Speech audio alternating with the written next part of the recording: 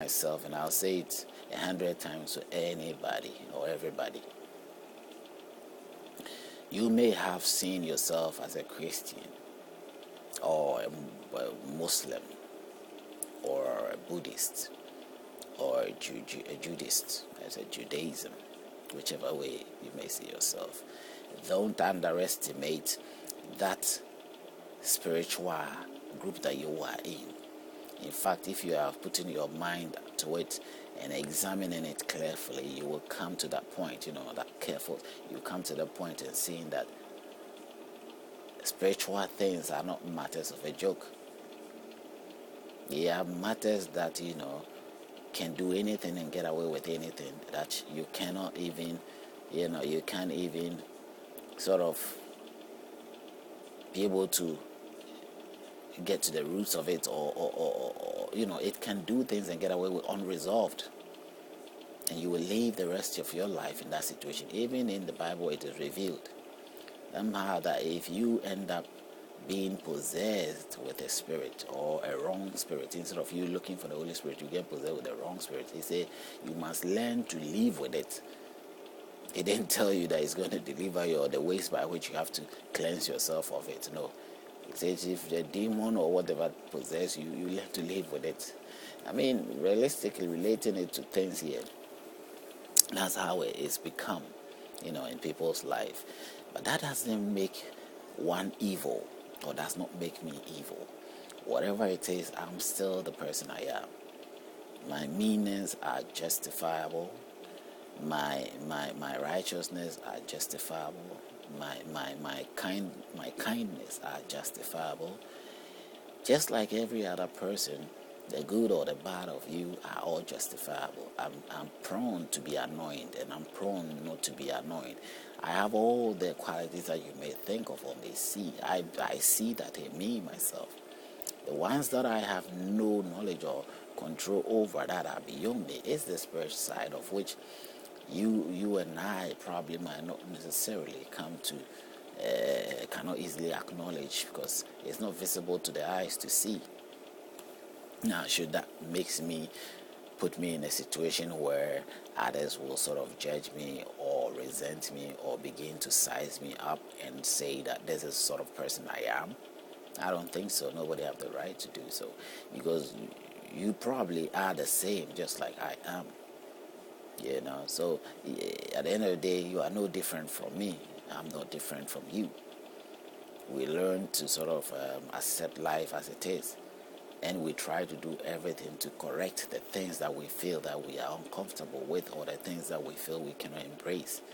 We touch on those topics, and it depends on how you want to go about it. And this is how I have decided to go about mine. I may be looked in a sense of one who is backslided. Oh, that's the normal common word the Christians might use. Or somebody who is, rejecting the true faith or the Christian faith. Whichever way you say it, that's you're entitled to that. Now, I will only plead with you to look at the facts. Listen to the videos. Look at the points that I'm putting out. I am a common human being like you, who have reasoned this thing through before approaching it. It's not for a provocative issue. It's not for the fact that I'm being provoked or I'm angry. I may be upset, but still I'm honestly seeking for the right answers. I wouldn't put myself in a situation where, but the fact of how somebody may treated me, like the story of Rajiv Gandhi, which through being upset, he ended up becoming a Buddhist, or what do you call it? Was he a Buddhist? No. He ended up becoming what do you call it?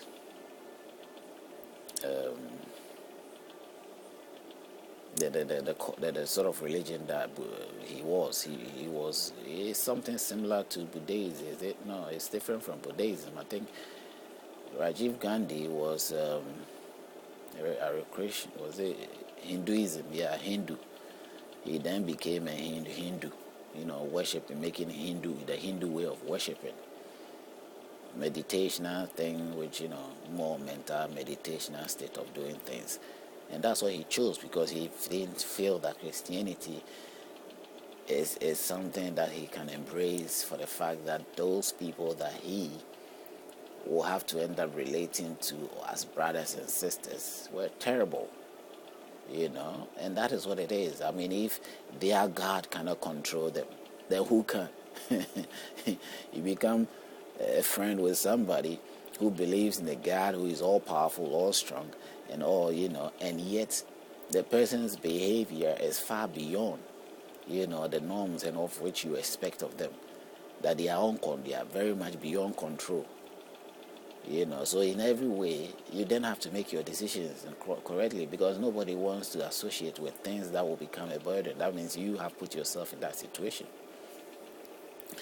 So realizing that as a Christian, I don't think I have to necessarily choose the way of Hinduism, because at the end of the day, I didn't think I would declare Hinduism as a true way of God.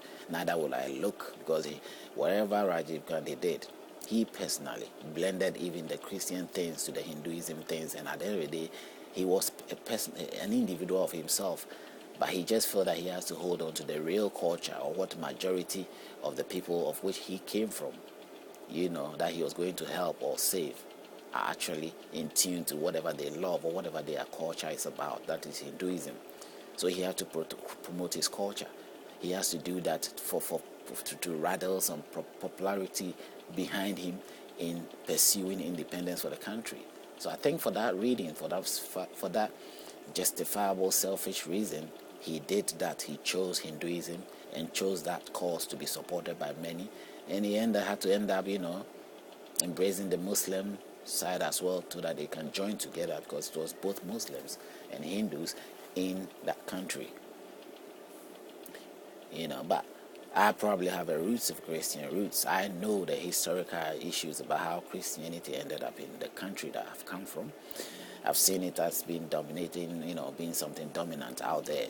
But so does that matter? No, I have to be more objective in most of my my way of doing things. My hope, my optimistic hope in all these things is basically a hope to sort of establish what already is established.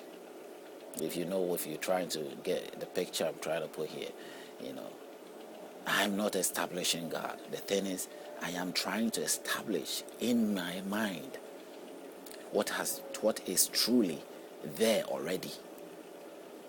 That is the facts that are there before me, that I cannot find or I have not been able to put together correctly. And my inabilities and my shortcomings, I issue as much as I can to override or be able to topple down all that my shortcomings and be able to come to arrive at the right thing. It's like you pursuing to become an engineer, whatever the study is about, the course is about. You crack down as much as you can. You study, you put yourself there, dedicate yourself to study to get the coursework into your brains and be able to pass whatever exam you have to do and qualify for whatever you want to do.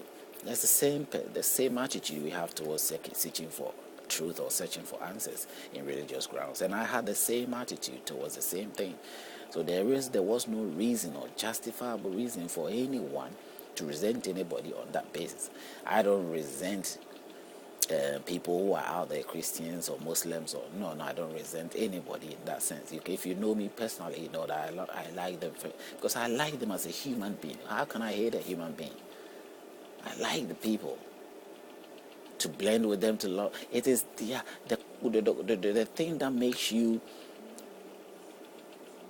distance yourself from somebody is the norms that you have. The association that you are into. What you have believed is what makes you separate yourself from somebody. If you don't have a friend or you are not relating to people, it's only because of that. Why would an Englishman be so much, associated with a black African woman? Because of culture differences, religious differences. That's all there is to it. if you are somebody who is open-minded and you go past that, you will find it easy